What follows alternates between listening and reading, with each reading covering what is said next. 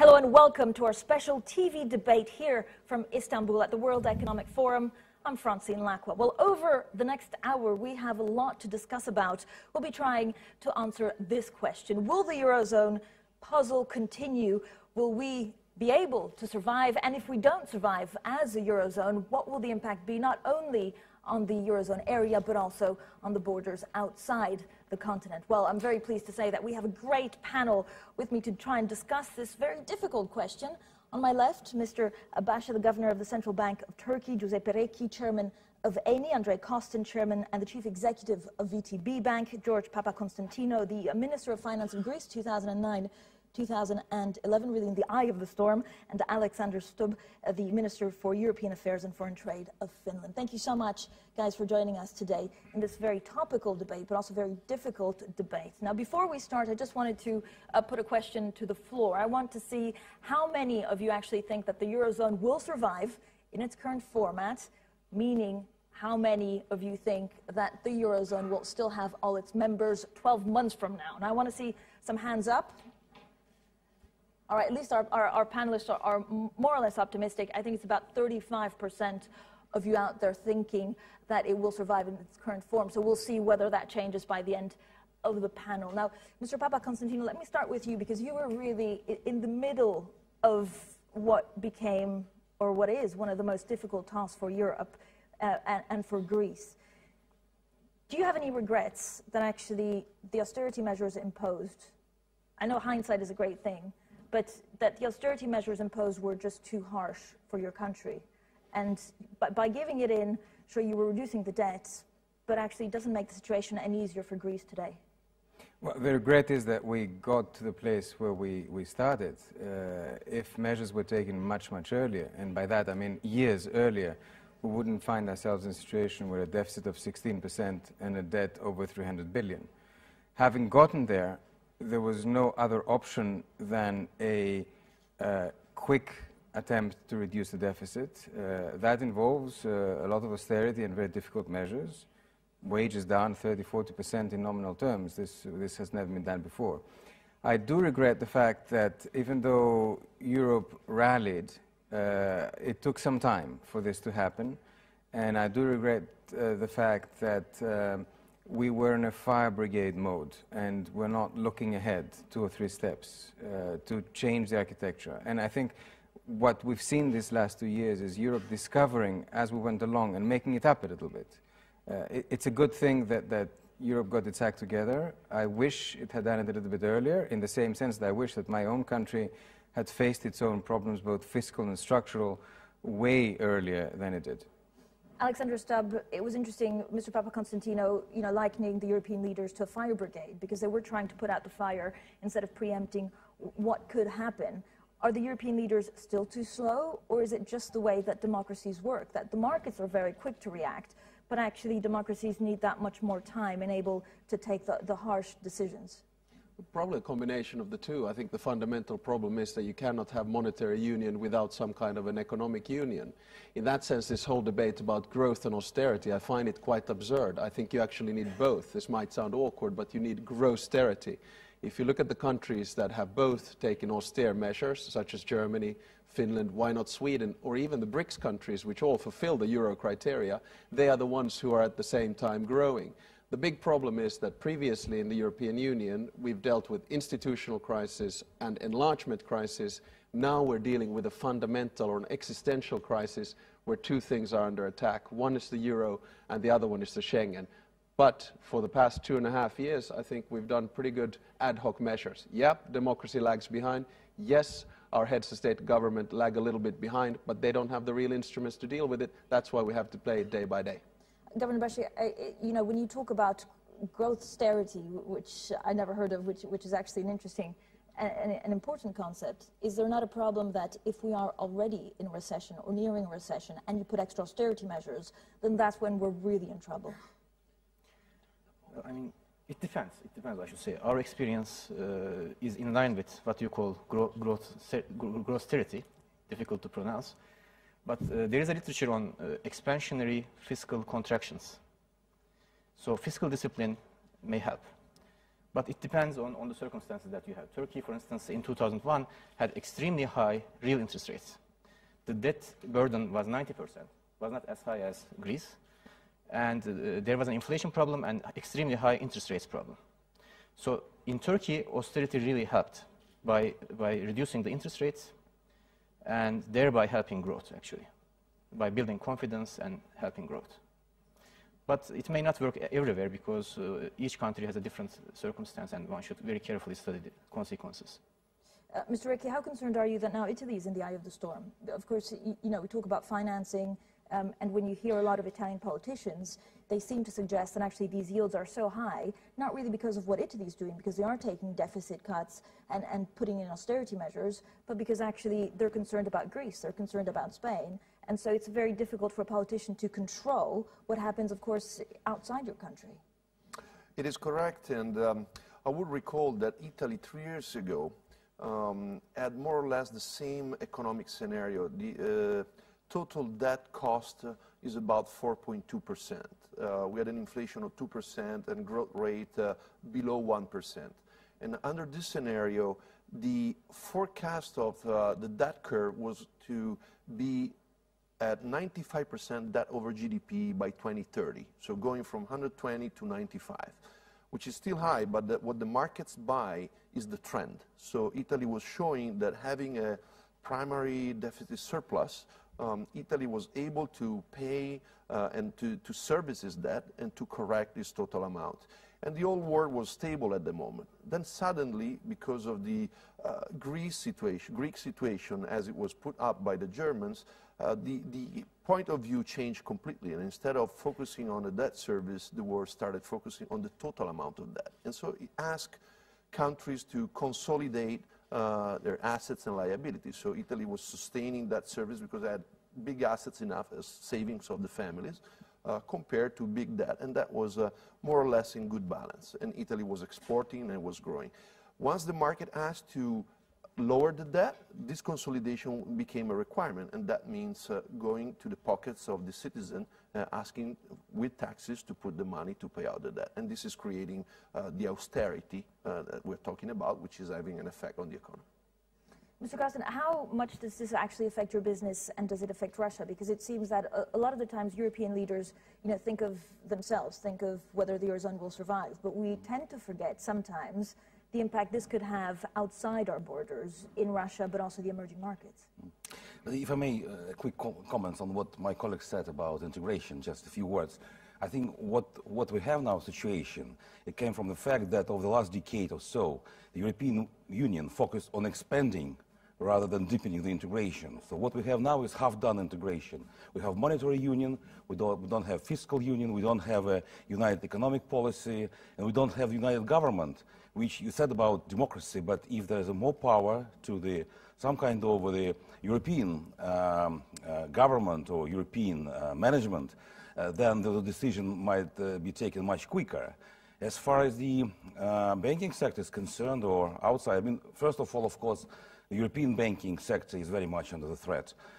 It maybe not so much concern Russian banking sector, but I recently participated in the debate when 40 CEOs of European banks were present. They looked like people who were sentenced to death and just waiting for execution. The first date is the 17th of June, when Greece would vote for the new government. And I think there will be an extremely bad effect on the European banking. And if you add, I think, a very unwise policy on part of regulators, I think we effectively might have a situation of nearly killing the European banking sector, with much stronger participation of American banks or emerging market banks like Russia, China, and some others. But Mr. Kostin, on the banks, so what is the solution? Would it be the European Central Bank, you know, helping directly banks, the ESM fund, accessing funds directly to the banks without going through the sovereigns? I mean, how do you deal with this banking crisis? Well, I think European Central Bank might play, of course, much more important role and take a bigger,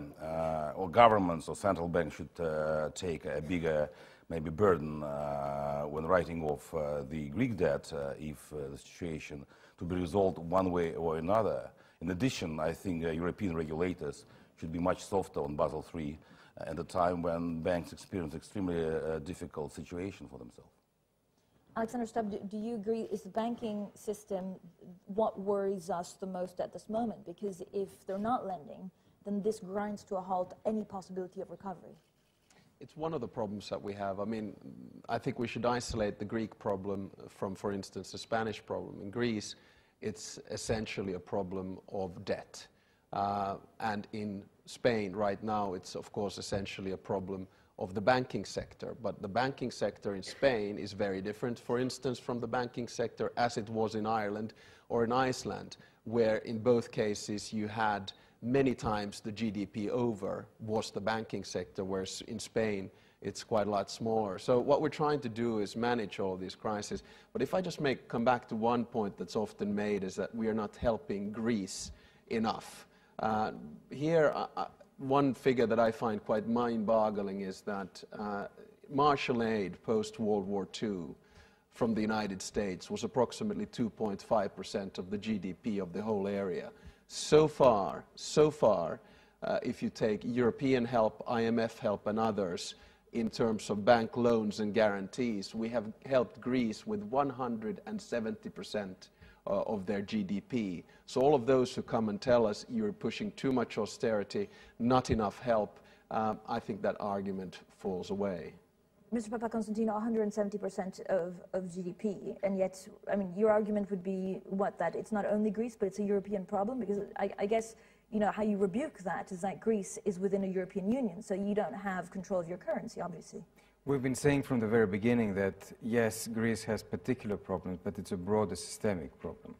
And I think whoever was saying this has obviously been proven by the facts.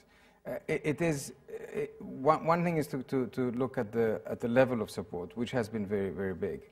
The other is to look at whether what is being done at the moment is by itself enough to get Greece out of the crisis and therefore help the rest of the Eurozone also get out of the crisis. And there you do see at the moment the limits of austerity. You do see the limits of fiscal consolidation. We have in 2 years reduced our primary deficit by 8 percentage points. This has never been done anywhere in 2 years, this large reduction in the primary deficit. And the problem is that we're in the 5th year of recession. And going back to the banking issue, it's clear that in Greece this was not a banking issue. However, the fact that the recession is much deeper than what we thought has to do with the fact that banks are completely dry. There is no liquidity into the system. There is a continuous flow of deposits out of the country, as there is a flow of deposits coming out of Spain and other countries, flocking to safe havens. And safe havens are the strongest members of the Eurozone. So it is clear that austerity is not enough to resolve the issue. There's a broader systemic and banking issue at stake here. So do we talk about fear? And Mr. Bachet, you as a central bank governor have to manage, I guess, the fear. You have to manage an economy, but also manage the fear that the markets could have or that the people could have. What kind of advice, if any, would you give to Europeans, maybe to the European Central Bank? How do you stop this fear on the markets in the banking sector? Well, I mean, the European Central Bank does not need any advice. I mean, they know what to do. But the essence of it is life becomes very difficult, extremely difficult, if there is even a small probability of default for central bankers. So that's why ECB has repeatedly said that, I mean, the sovereign signature should be honored. So if you have one example with private sector involvement, so that should be debated, I think, whether PSI was a good idea or not. Then why not there could be others? So that's priced in. And then the life becomes extremely difficult for central bankers. They can do the best that they can. But then eventually it's a fundamental problem. So should we not be talking about the possibility of Greece also exiting the euro? Because the problem is that when you say something, a lot of the times it's self-profitizing, is that you say people are concerned and then it becomes priced in. That's the second problem. I'm not talking about exiting the eurozone. This is about paying your debt. So one alternative would be to take over 100% of debt of Greece, so that immediately you have sustainability and you can proceed further. And Greece pays it over time, slowly and slowly.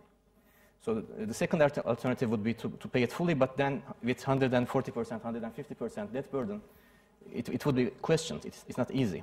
the threshold there, I mean, Maastricht criteria has been very wise, 60%. So you should not be over 60% to start with. But as George has said, if this was addressed in year 2007, 2006, when Greece had 100% debt burden, with fiscal austerity alone, they could do it. But with 140%, it may be infeasible. So then, if you bring in the private sector involvement, problems become worse, and contagion naturally occurs. Can I come in on the signature issue for a second? One of the biggest European mistakes was the famous Deauville decision in November 2010. To remind us all, the Deauville decision said, this was a decision taken by France and Germany in November 2010, said, in 2013, those countries whose debt is not viable may have to see it restructured. And if it is restructured, private bondholders will be the last of the queue. So the message sent to private bondholders is, you will lose your money in 2 years' time. So the incentive to hold Greek, Portuguese, Irish, Spanish peripheral bonds was zero. And while you saw from the beginning of the program, May 2012 to November, a steady decline of the spreads, about 350 basis points. As of November, the spreads went way back up, and then Portugal went in, Ireland went in, and it became fully systemic. So there have been some serious European mistakes in this whole process as well.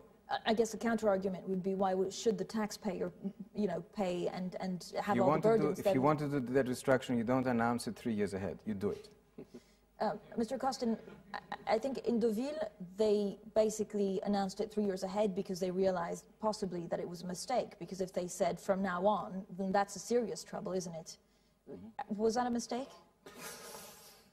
Well, I would rather agree, but as I said, what we had in Russia in '98, we destroyed nearly the majority of Russian private banks when the government just refused to pay its own obligations. I think investment in government bonds considered to be one of the less risky for any bank, starting from U.S. Treasury and going down. So, I mean, it's, when the state refused to pay its obligations, it's completely demoralized the market, of course, and it led to huge losses for banking sector. So I think some measures should be taken more than now in order to rescue the banking sector in Europe.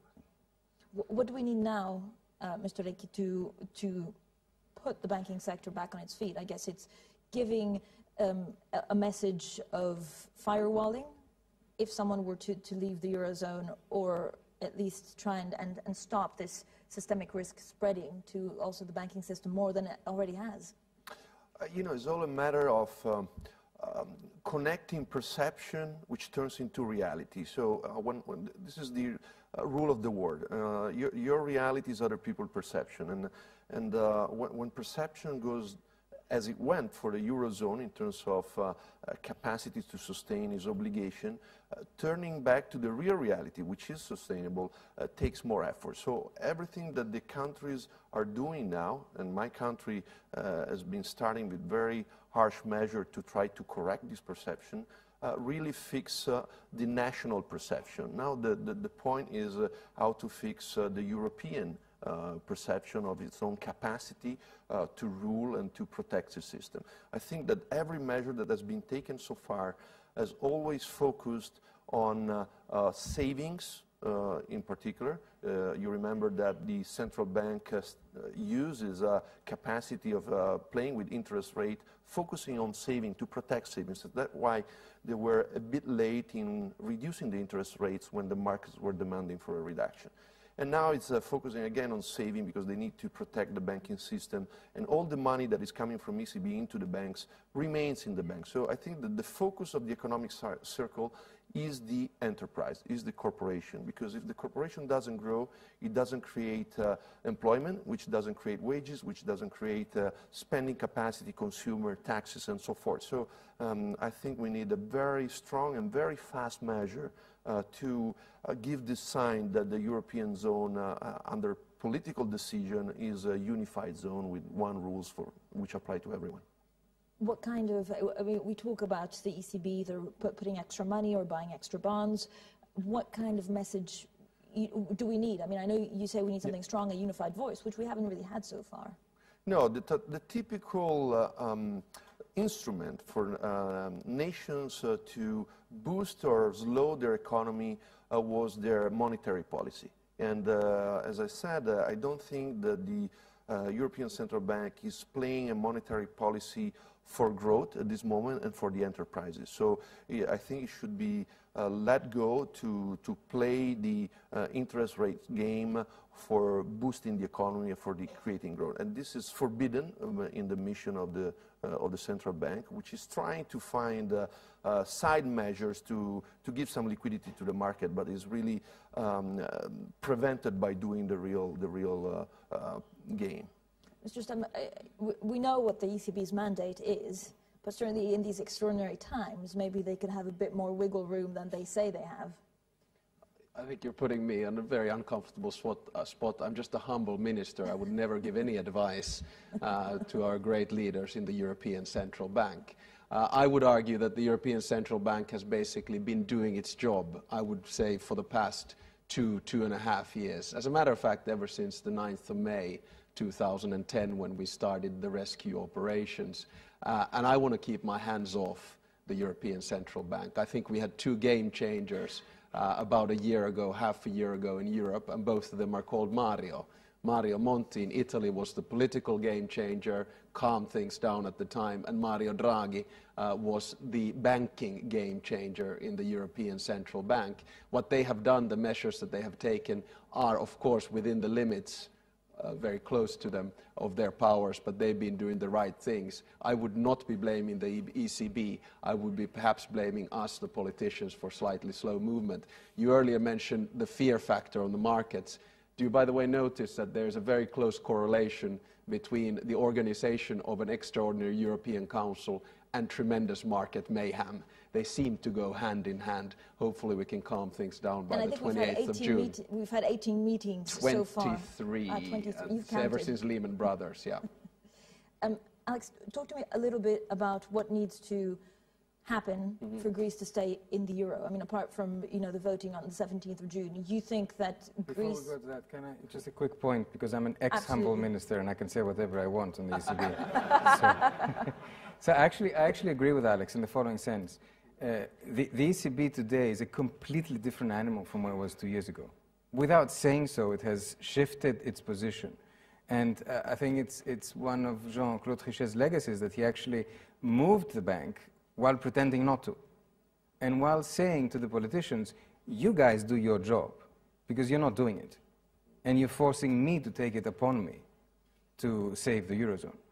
And I think it is now time, with the new leadership, to take the following steps. But it's clear that the following steps are coming to the limits of what the treaty says for the ECB, which means we need to look at that treaty again. And I think it is about time. And perhaps we'll get there in the next round of the discussion. Do you think Greece will stay in the Eurozone? Yes.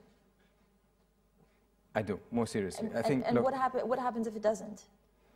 I don't even want to entertain the idea.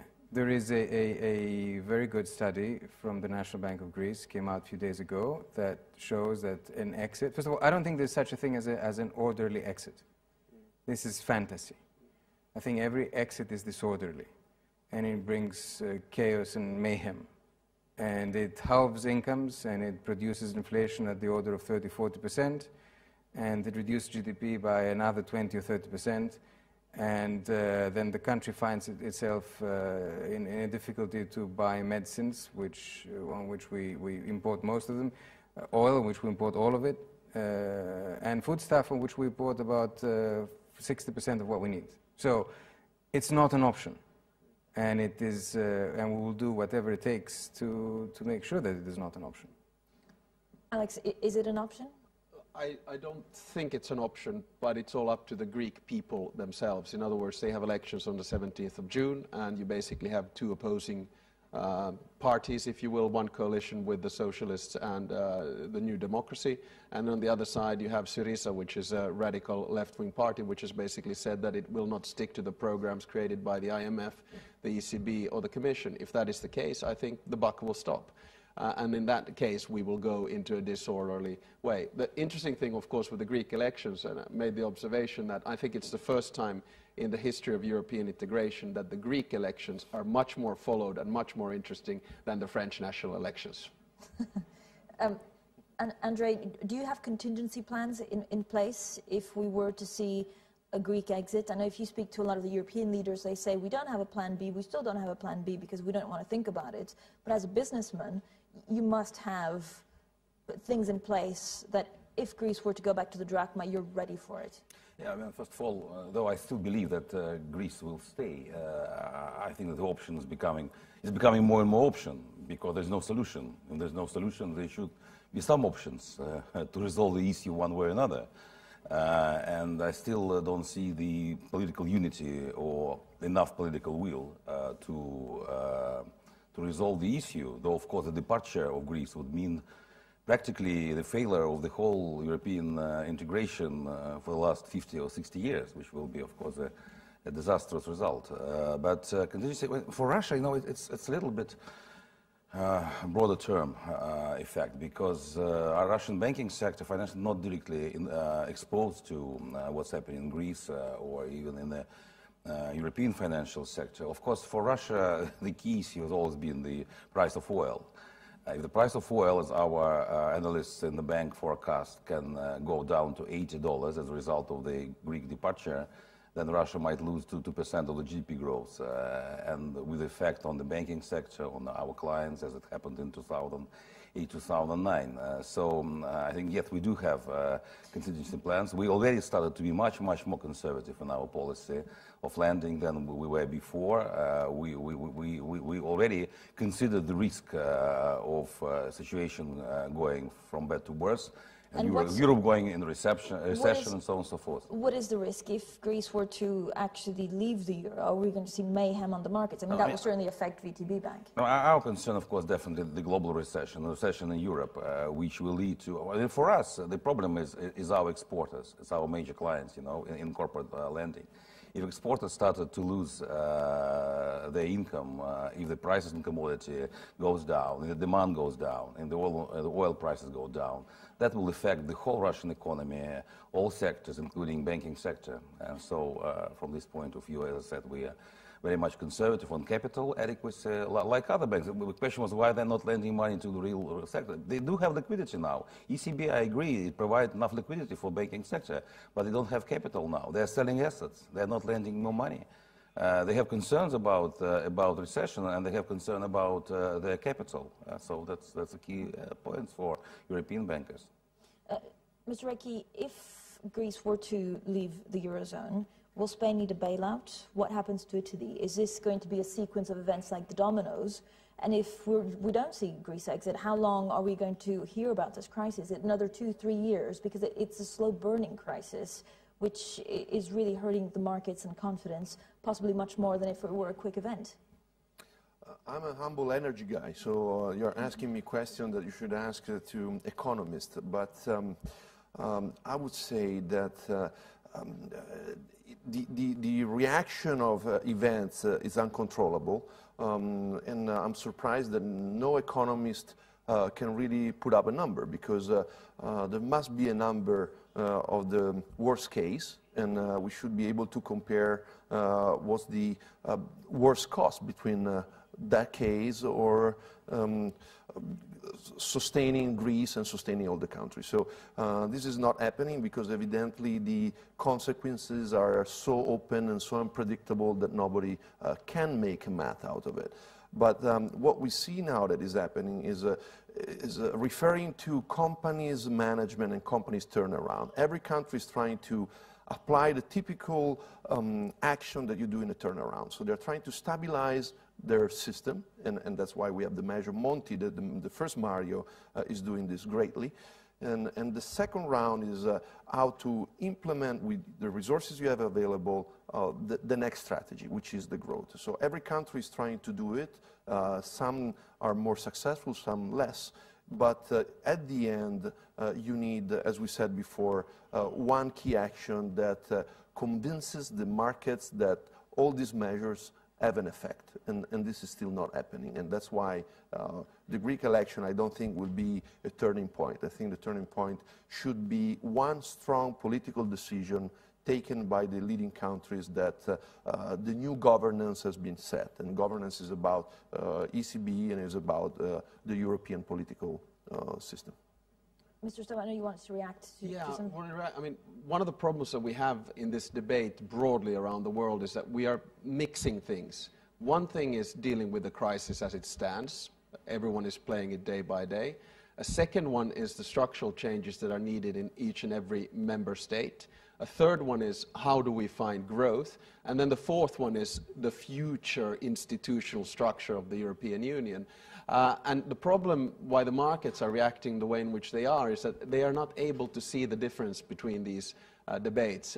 So in that sense, what you usually want from a European Council is a clear decision on X, Y, and Z, and then a few pointers on the future. Whether we'll be able to manage that, I really don't know. But just like Mr. Kostin said, this has then re-implications for the global economy by and large. Whatever happens in Europe will hit the rest of the world. One thing I find a little bit frustrating is that we are ourselves creating this hysteria and this market mayhem. We keep on talking it up. The closer we get to a European Council, the more columns, the more statements we see that, oh no, Greece is going to go out.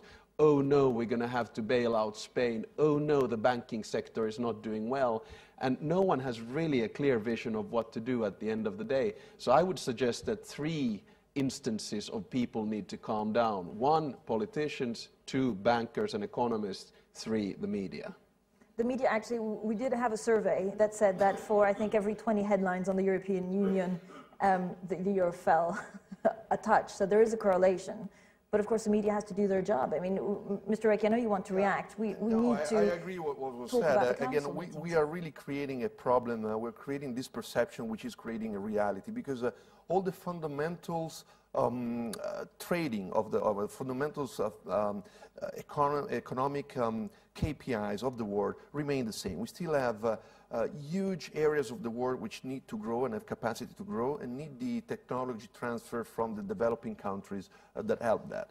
And so the world hasn't changed, but suddenly this perception created a hole in Europe which is giving a sense of uncertainty, a sense of unsustainability, which doesn't have the real motivation to be there. And but you can't be telling me that it's the media that forces countries to ask for bailouts. I mean, it would be absurd. We wanted to put you on your back feet. We were saying that it's a combination of these three, and human nature is such that we always glorify the importance of the time that we live in ourselves. And right now I have a feeling that we see this as the deepest crisis in the history of mankind. And of course the truth is that we are far from it. Just one final point on this. In Europe there is a little source of happiness as well. We are still by far the largest economy in the world. 28% of the world GDP is with us, 23 the US, 10 China, 9 Japan, 3 Russia, and so on. We forget these fundamentals. We are still, relatively speaking, doing quite well. I want to ask you, just Mr. Basha, because out of the 5 panelists, you were the only one not to raise your hand when I asked, do you expect the Eurozone to survive in its current format in the next 12 months? Do you think Greece will leave? I mean, why I did not raise my hand is related to, you said, in the current format, survive in the current format. The format definitely has to change. So that's my objection. Otherwise, but you still see all the members Eurozone better stay intact. Better, because otherwise the impact on emerging economies and Turkey will be unforgiving? For the whole world, but the biggest cost will be within the Eurozone.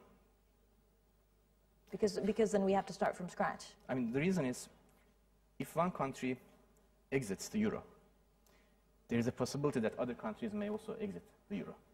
But we outsiders have already exited. We are not in. So that kind of contagion will not be there. But within the Eurozone, there can be a huge cost of contagion.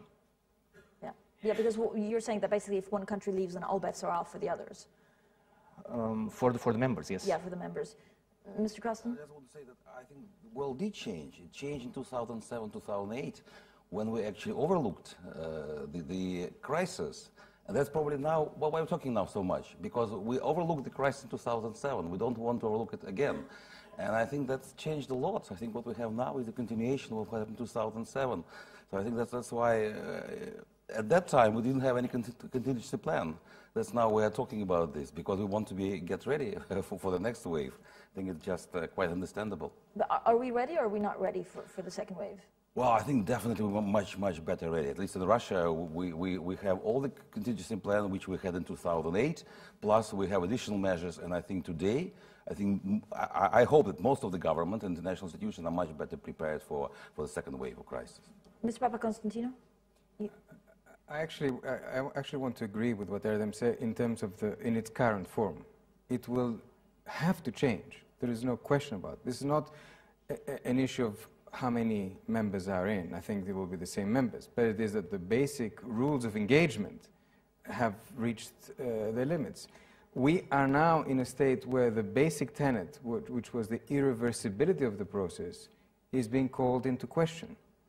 And it is not just being called into question because of Greece. It is called into question in a broader sense. The story of these days may be the Greek election because it's on the 17th, but it's also and primarily Spain. That's the biggest issue in the moment. The Greek elections, if I may give one element of counsel to everyone listening, is be a little bit cool about it. It's hanging in the balance. Obviously, I would personally, just like Alex, would like a coalition of the real reform-minded European forces to prevail.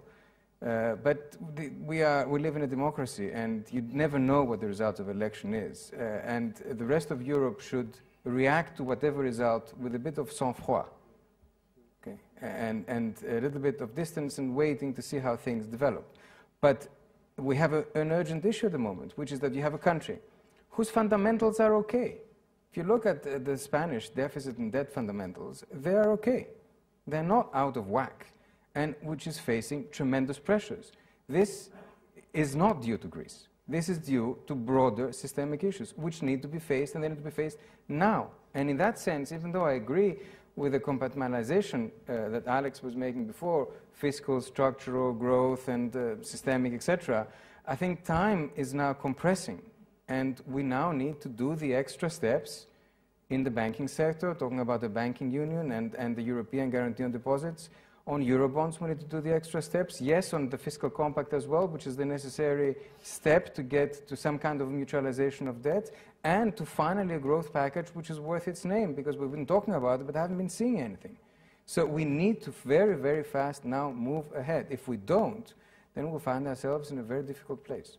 I mean, I fully agree, and the thing is, we shouldn't create the impression as if we have not done anything for the past 4 years. We've done a lot of stuff, and the ex-finance ministers and current finance ministers know that very well. We have a six-pack piece of legislation which gives tremendous powers to the European Commission to survey our budgets. That's a huge federal step, I would argue. Secondly, we've had the fiscal compact, which is in the process of being ratified, which is a step towards economic union, I would argue. And on top of that, we have created both interim and permanent crisis management mechanisms to avoid spillovers to other economies. Now we're taking the next step, which is basically going to be a debate between France and Germany. Germany pushing for the austerity measures and being quite careful on euro bonds, project bonds, ECB intervention, structural funds, and etc. And France taking the opposite stand. And I think the compromise that will emerge will be some kind of very careful fiscal federalism.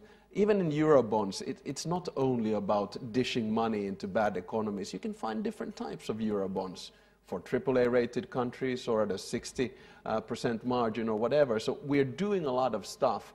Some people are just arguing it's not enough. Politicians are not as fast as markets.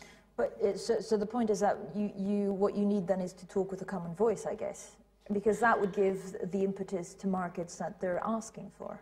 Yeah, and I think a lot of finance ministers and heads of state and government in Europe are trying to do that as well. It's never easy. A lot of people always talk about European foreign policy or monetary or economic policy. We need to talk with one voice. Well, the system is a little bit like the system created post-World War II in Germany. It is not a system which wants to centralize power. That's why we have one voice from the European Central Bank, one voice from the Commissioner for Economic Affairs, one voice from the President of the European Council, and one voice from the President of the European Commission, and one voice from the President of the Eurozone. So you're probably never going to get one voice only, but at least they need to speak in chorus. Mr. Recchi, do you think politicians have done enough? I remember I had an economist on the morning show this week, and he was interesting to say, you know, the problem with European leaders is that they do a lot, but they really sometimes wait to stare at the abyss to come up with something, and we have to make sure, he was quoting Nietzsche, that the abyss doesn't stare back. Are we at that point? You know, my world is made of different type of organization and different type of governance. So a company is a vertical governance. At the end, you ask for the best solution, but you take decision based on time and long-term effect. The democratic governance of the Western world, as it is built so far, is proving not to be fast enough for crisis in particular, because it needs constant consensus, and is not long-term driven enough, because by definition is driven by the term of the nomination of the cabinet. So the world today needs long-term strategies, and that's why we're not really adapt to tackle this particular moment. And this is emphasized by the fact that there are 27 cabinets that have to decide, 27 leaders. So I would say that there is a big lack of leadership. I hope the two Marios can bring up to show a way, but still is work in progress. So I'm very concerned. Mr. Brescia, it seems to be three worlds colliding, of course, businessmen, European leaders, and policymakers. How do you see all of this panning out from a policymaker point of view? It's true the ECB, as we were saying before, has not maybe changed the mandate, but certainly, you know, gotten a bit more elbow room. And this is, I guess, a very difficult decision to take on their part. No, I said that as a central banker. I mean, the life for ECB is extremely difficult right now. I know that from heart. So, but we see the Eurozone problem as a family affair, and we better let the family decide. I better not comment much about that. Maybe prudent. Mr. Costin, again, from a businessman, I know, you know, you're not really within the Eurozone family, but do you feel that, like, the leaders need to do more? Mr. Stubb was saying that they have done a lot and they have taken steps. Yeah, I think they should. But you need to put an end to it, I guess. They're human beings, of course. I know over the last 2 years, we saw the change of 7 governments in 7 countries.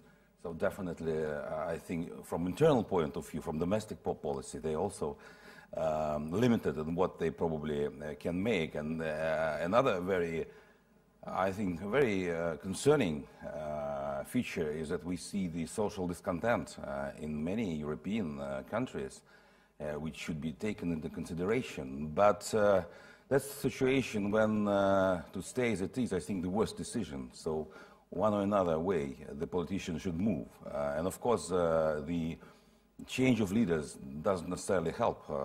Like to have a new leader in France probably needs more time for debate, so on and so forth. But I agree with the previous speaker saying that they should do more now. I mean, they should find some solution.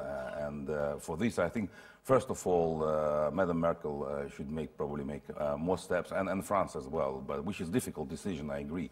They did a lot. If we look at what the leaders were agreed to do 5 years ago and now, we have a huge difference of spending the state's money. I mean, that's a huge difference in mentality, in ideology of spending money. But I'm afraid that you can't stay halfway. I mean, you should move further if you want to rescue the United Europe.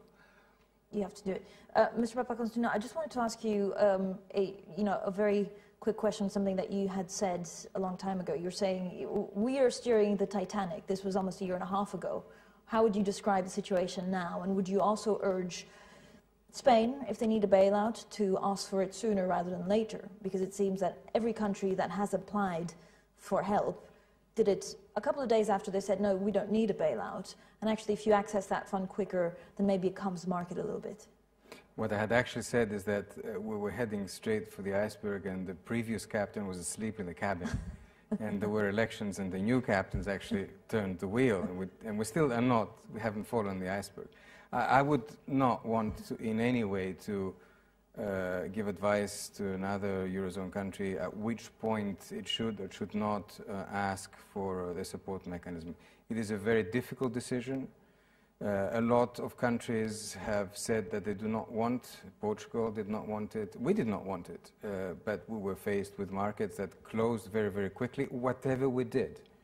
And I think this is a lesson that needs to be kept in mind, and that you can take measures and you can have austerity, but it is beyond that. Clearly, fiscal consolidation, and sometimes in a very abrupt way like we did it, is a necessary condition, but it's not a sufficient condition, because the problem is broader, it's more systemic, and it goes beyond fiscal issues to other. And Portugal found itself in that position after having taken austerity measures for years. Ireland's problem was very different, but it had also, it was not an issue of fiscal consolidation. Again, my view of the Spanish situation is that the fundamentals are not such as to warrant the kind of spreads that they're facing in the international markets at the moment. They're not, clearly. If you look at the debt level and you look at the deficit level, they shouldn't be facing 6.5% interest rates. But they are, and they're doing what they can to face it. The question is, will that be enough? And this is why I think that, even though I agree with Alex, there's been tremendous work in the last 2 years, and I have a lot of respect for governments. I think, first of all, it's up to each country, first of all, to do its own ménage and deal with its own problems. However, and I have a lot of respect for coalition governments. Alex is member of a six-party coalition government.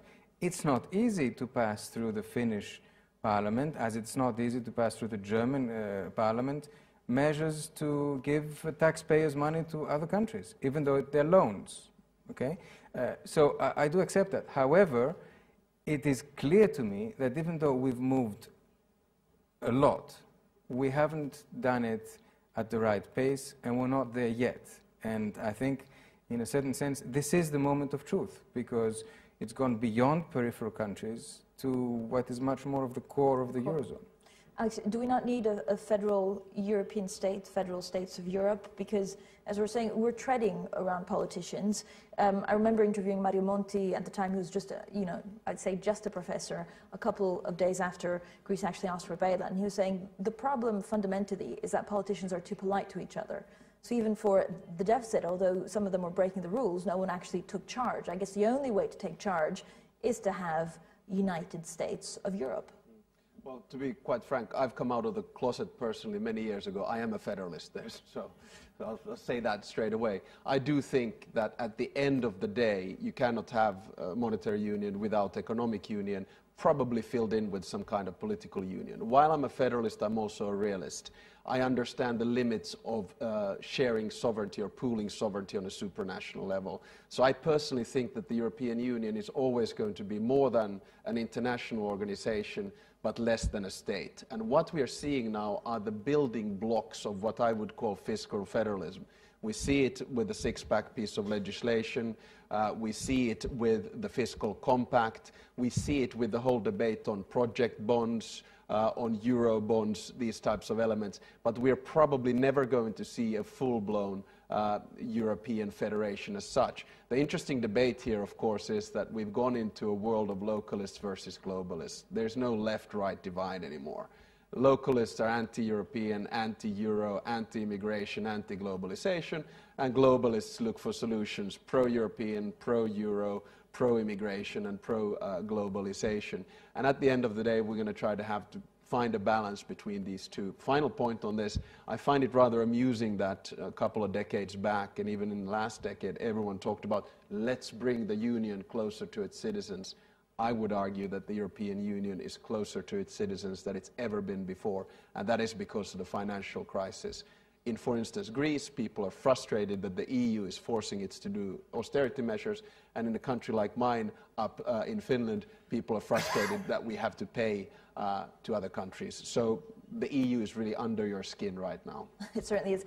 Just a couple of minutes to go on this debate. I wanted to see if the panel was able to change some of the minds, and then we'll come to questions a little bit later on. But has anyone changed their mind about the question that I asked before, which is if the Eurozone can actually survive in its current state?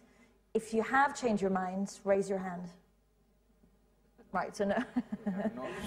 Rather pessimistic, so I think it's still around 35 to 40% of people think that it won't survive its current format. I think that was your pessimistic calculation. For me, it was like 65% said that the EU will survive the crisis. It's the bright lights. I want a new opinion poll on this.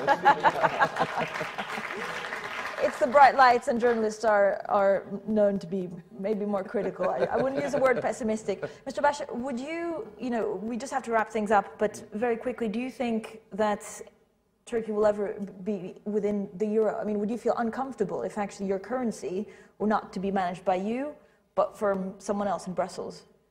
No, I mean, our experience is, especially the Maastricht criteria for Eurozone membership was designed correctly. The only problem was with the enforcement of those rules. So Turkey is a very good example, which shows that, especially on the fiscal side. If you obey these rules, you have good performance. So therefore, the problem is not implementing what's on the paper. So therefore, I mean, if that time comes, we will look into the situation. But for the current acquis communautaire, once you are a member, European Union member, eventually you will have to become a member of the Eurozone. So maybe that will change in the future. But we will have to wait and see. All right. Thank you so much, Mr. Bash. I want to really thank all the panelists for this very interesting debate. Mr. Bash, Mr. Recchi, Mr. Kostin, Mr. Papaconstantinou, and Mr. Stubb. Thank you for joining us on this Bloomberg TV debate. A big round of applause to you all. And I guess we'll see in the next couple of weeks, months, and years what happens to the Eurozone in general.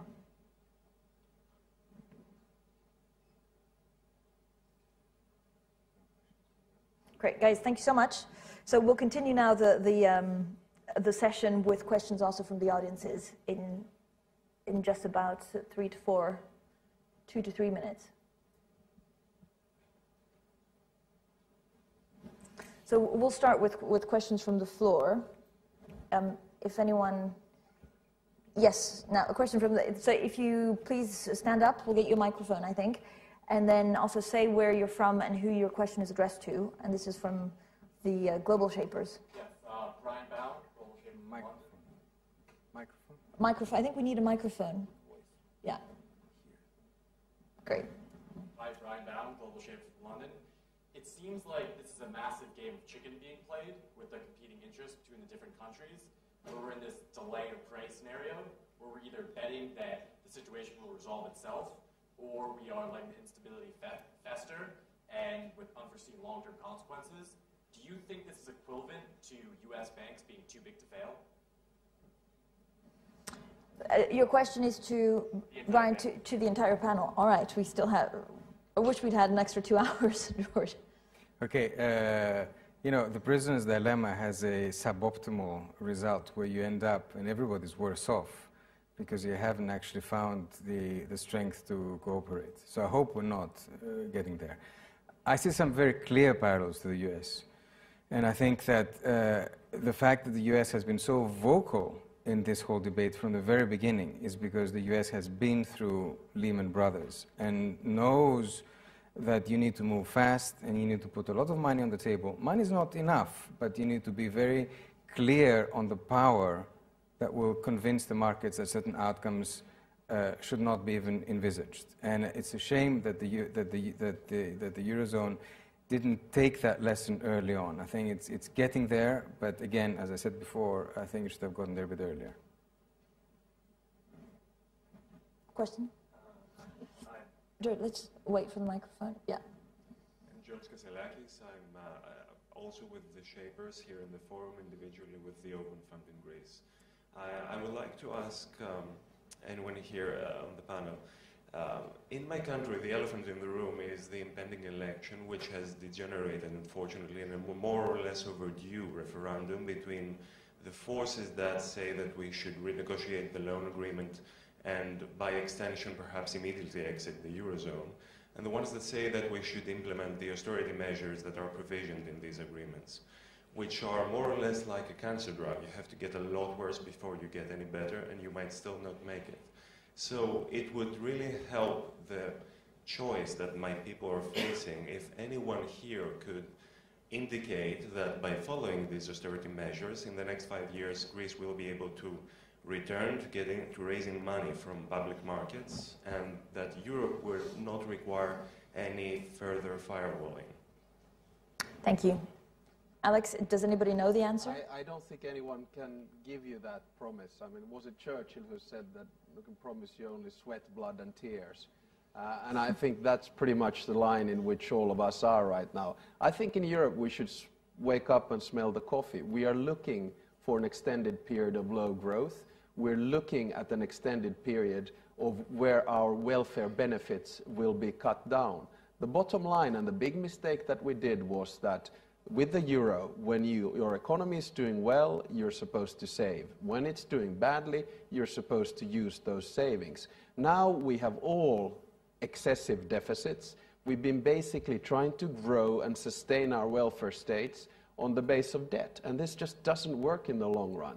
Now, the situation is very difficult, it's very uncomfortable, and it is so for all of us. I'll give you one example. Finland in the early 1990s, heavy-duty banking crisis. The breakdown of the Soviet Union led to the collapse of our exports, and what we had was 18% unemployment combined with 20% interest rates. We took our lessons, we put down some... Oh, apologies for that. I think we'll get back to you in 1 second. Can I add on to that? And yeah, just to finish off with, at the end of the day, those measures had to be taken, and the standard of living had to be reduced. Whether this is easy to do politically or not, and this is the big worry that I have, and I'll come back to Greece as a final point. I think the choice in Greece is obvious. And I can't, of course, say this publicly because I can't support one or the other, but I can only give the option. The option is Syriza, attempt for renegotiation, and collapse. And the other option is to vote for Nova Demokratia and then PASOK, who will continue with the program. The buck stops here. This is the only option that we have at home. It's as simple as that. I have full sympathy with the Greek people, but you know, this is where we stand. Can I add on to this and temper it a little bit, because the blood, sweat and tears analogy may be correct. At the same time, you need to give some prospect to people. And it is true that the choice is between a difficult road and a catastrophic road. And the difficult road is difficult, but you need to convince people that at the end of this road there is something for them to hope for, because otherwise they'll say, I have nothing to lose. So why not go for the alternative, see what happens? And I do think that the road we've been taking has some very correct elements, but we need to tweak it, because we're in the 5th year of recession, and it doesn't seem to people that it's leading us anywhere. So whoever comes to power will want to also tweak the bargain and look at certain elements like a longer adjustment period or certain other elements to complement the current package. And yes, within the agreements that we've already made. At least that's my position. And if I can pick, I think this is a crucial question, because you can ask any effort to anybody in a company and specifically to citizens in a country, but people can go through hard times if they have a vision of what is going to be next. And this has been proven in my country, because when the new government came in place, he made a reform of the pension system, which was tried and attempted to be made by many governments before with no results. And this was done in 20 days. Why? Because there was a big expectation that under some good behavior, the situation would have been corrected. And now it's kind of losing momentum, because the overall scenario is getting confused. And so in people's mind is building up the concept that, okay, I'm suffering a lot, I'm sweating and bleeding, but what for? I might be worse later on. And I think this is the typical role of politicians. The leadership, like I was quoting before, is where it should play now, because giving the vision is the most difficult thing, but that's the challenge. Question, the gentleman. My name is Guru Lalwani, and my question is to Mr. Papaconstantinou. I want to give you a personal example. 2 summers ago, 2010, myself with about 8 friends, we were cruising between Greece and Turkey. We stopped in Mykonos, and all of us wanted to do expensive shopping, but we couldn't get VAT back from any of the shops. And among us was a Greek couple. They said, here, nobody pays VAT, so you're not going to get VAT refund, because I live in India, don't want to get my VAT back. In the end, none of us did shopping in Mykonos, and we had to go to Turkey and get products what we wanted and got VAT back. So, as you were the finance minister during those days, did you get VAT from your retailers, like most of us do? And because obviously they didn't want to declare. I mean, we wanted to spend 10,000, 12,000 pounds, and none of them wanted to take our money because we wanted VAT refund. So, first of all, may I say that you were very lucky sailing between Greece and Turkey 2 years ago, and I hope you'll be back doing the same thing because we need your money. I'm coming to the question. I'm actually sure that if you go back today, given the difficulty of the situation, people will want your money and will give you a receipt. And even though tax evasion is a chronic problem in my country, a lot has happened in the last 2 years to try and get compliance up and change the rules of the game. We've been putting people in jail for tax offenses, which was not done before. We've changed the legal environment, we changed the justice system, the way it's been treated. We've given carrots and sticks. However, it is very, very difficult to increase compliance at a time of a deep recession. And this is not an excuse, because compliance is actually up.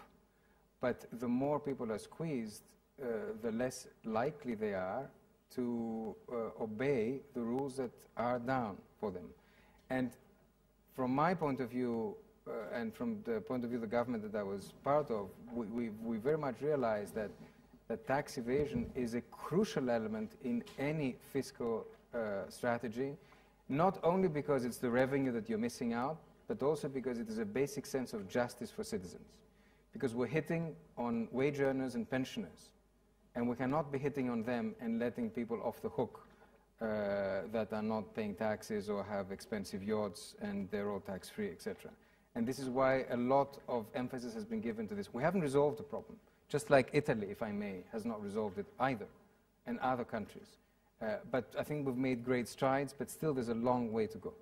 But this was not only during the austerity time.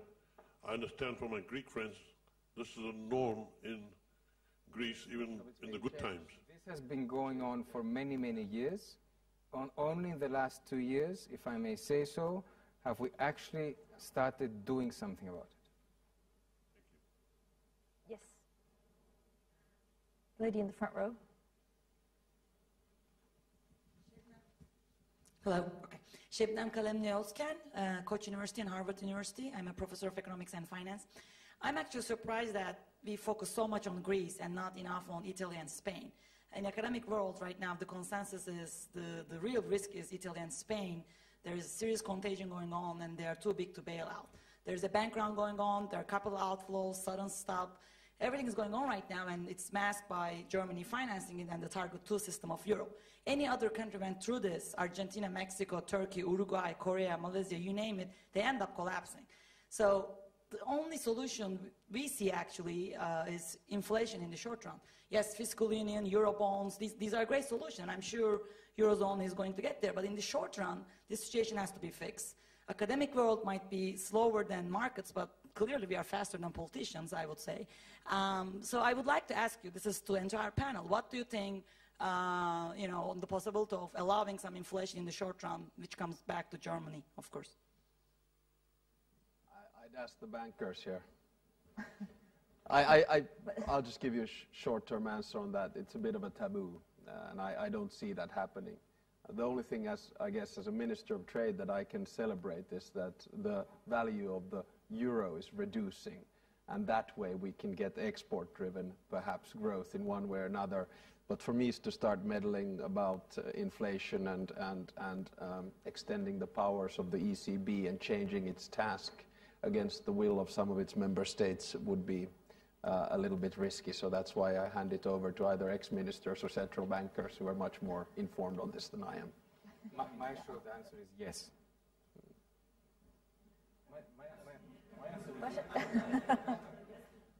My answer would be clearly no. I mean, my answer would be a clear no. That would only add to the problems. Now all we need is a maybe. Spain and Italy's problems cannot be solved by means of inflation. So that's a different sort of problem. There are only two people debating. Imagine if we were 27. Do you want to elaborate on that? I just want to ponder a little bit why we're talking so much in Greece. I think if we find a comprehensive solution for Greece, it will be much easier to resolve the issue of Italy, Spain, and other things. If we find the common political will to resolve this issue, it will be easy to do anything. But inflation, I hear the voice of the Russian governor of central bank, no inflation. So I think central bank is always against inflation. I think we like growth, so even at the expense of the low inflation. So I also want to come back to the issue of creating hysteria. I mean, economists, academicians, or politicians, or media, it doesn't matter. But if we look at the raw figures, and again, I'm a humble political scientist, not an economist, but what is so different with the raw figures between France and Spain, for instance, on debt? What is the difference between the raw figures of, say, the United States and, for instance, Italy in terms of debt? Perhaps a little bit more. So, I mean, I think sometimes unfairly we create a lot of market and political pressure on bigger players, such as Spain or such as Italy. Spain, for instance, is every Friday in their government sessions taking very tough measures for structural changes. Their problem is quite different, as I said earlier, from many of the other problems. It's linked to the banking sector. So we should, I think, give them the benefit of the doubt and then take measures to make sure that neither one of them collapse. I also think whatever happens with Greece, and sorry to come back to Greece again, we are much better prepared than we would have been 2 years ago. It will not, or it would not be an orderly exit. I fully agree. No exit is ever going to be orderly. But the firewalls that have been created are at least a little bit more solid than what they were a couple of years back. George, and then I'm just going to take one final question and then ask everyone to wrap up. Do you want to answer that? I want to justify my yes, but before I do that, just a quick one on Alex's last point, because I don't think it should be misinterpreted, as I'm sure he didn't intend it to be.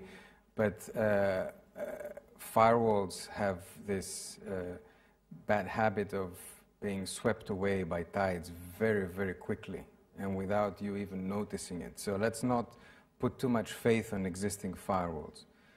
My yes had the following sense. Okay, I wouldn't expect the central banker to say yes for a bit more inflation. I think he would be excommunicated on the spot. But I think that there is some room on the part of certain countries, and Germany is one of them, which has been in austerity for a very, very long time. And if you look at wages there, they've been flat for some time. There is some room.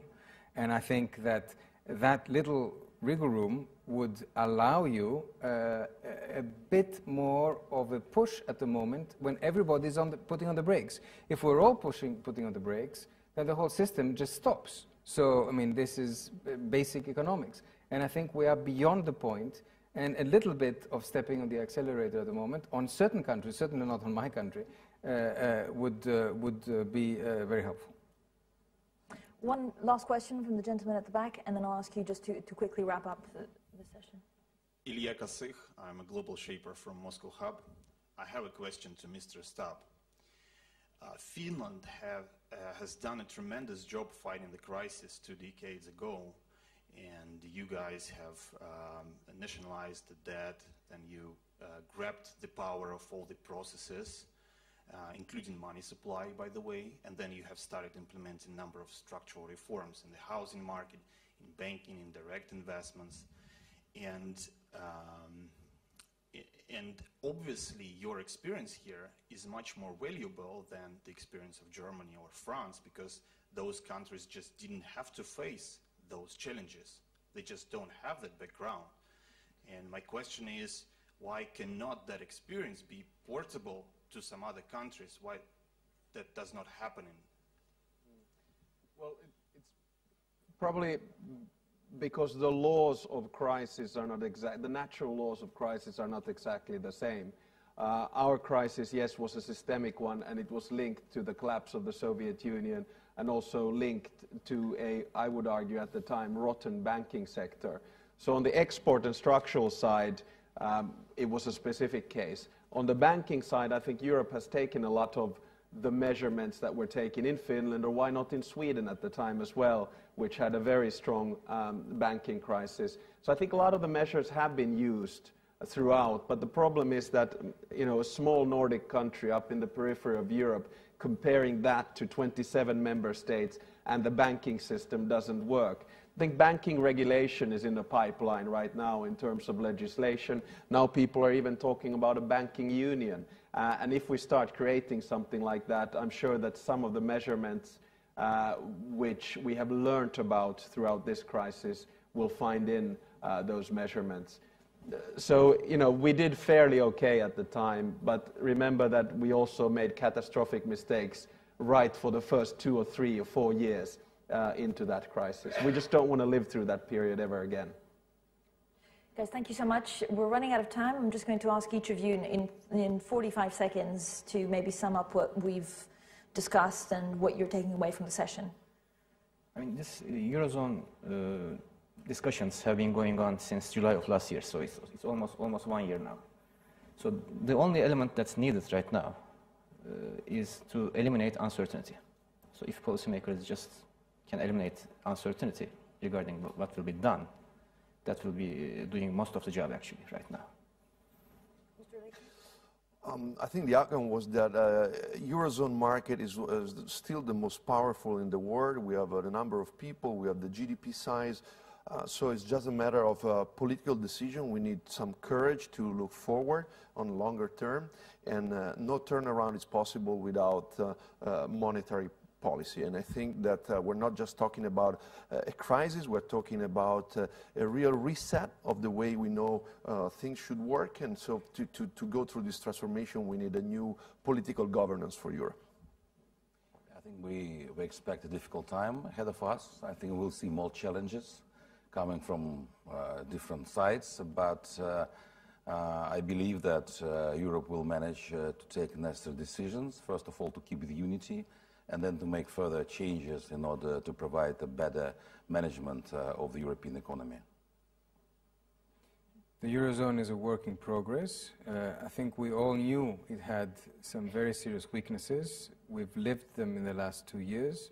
We've done a lot to address them, but not enough. It is now time to take the next steps, and that involves a fiscal element, an element of growth, structural reforms, regulatory changes, and the move towards a political union. Look forward to a decade of an economic crisis, but be optimistic. It shall be solved, a solution shall be found, and at the end of the day, we will have more countries in the Eurozone, not less, and we will have more integration, not less. Well, thank you so much for being part of this Bloomberg and Bloomberg HT debate.